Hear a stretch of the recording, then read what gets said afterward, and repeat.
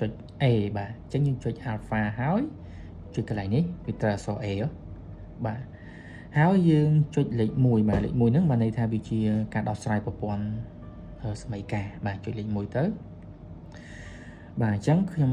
ដោយសារខ្ញុំដោះស្រាយប្រព័ន្ធនេះសំណួរ A របស់យើងគឺ2អាញ៉ាត់ខ្ញុំចុចលេខ2បាទហើយបន្តមកខ្ញុំចាប់ផ្ដើមបញ្ចូលមេគុណបាទអញ្ចឹងមេគុណរបស់យើងមុខ x នេះគឺដក2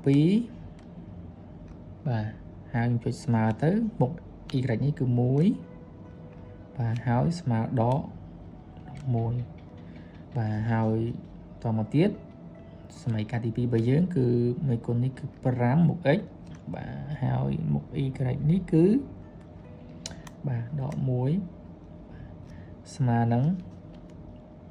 26បាទហើយបន្តមកខ្ញុំចុចសញ្ញាស្មើទៅបាទអញ្ចឹងកាសូលយើងបានដោះស្រាយឲ្យហើយគឺ x1 យើងគឺស្មើ x ស្មើទៅនឹង5ហើយញ៉ាំ y យើងគឺស្មើទៅនឹងបាទដក1បាទនេះគឺជាចម្លើយនៃសំណួរ A បាទអញ្ចឹង B របស់យើងនេះគឺដោះស្រាយប្រព័ន្ធដែលមាន3អាញ៉ាត់បាទអញ្ចឹងវិធីដោះស្រាយក៏យើងចុចដូចមិញដែរបាទអញ្ចឹងយើងចុចកន្លែង set admission ហើយយើងចុច alpha ហើយចុចកន្លែង A នេះហើយយកលេខ1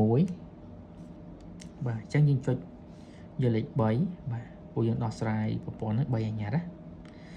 បាទបន្តមកយើងចាប់ផ្ដើមបញ្ចូលមេគុណដូចមិញដែរបាទអញ្ចឹងមេគុណ x យើងនេះគឺ4 y 1យើងគឺដក3ស្មើនឹង11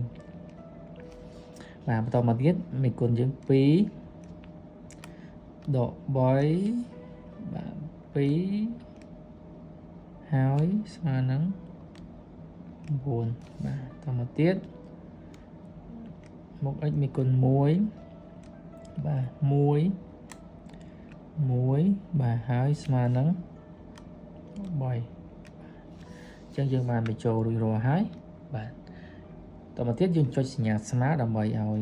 សិនកាសូដើម្បីដោះស្រាយយើងបាទអញ្ចឹងx1 របស់យើងនេះគឺសំទោស x របស់យើងគឺស្មើទៅនឹង2បាទហើយចុចសញ្ញាស្មើទៀតបាទអញ្ចឹង y របស់យើងឬក៏ y យើងនេះគឺស្មើទៅនឹង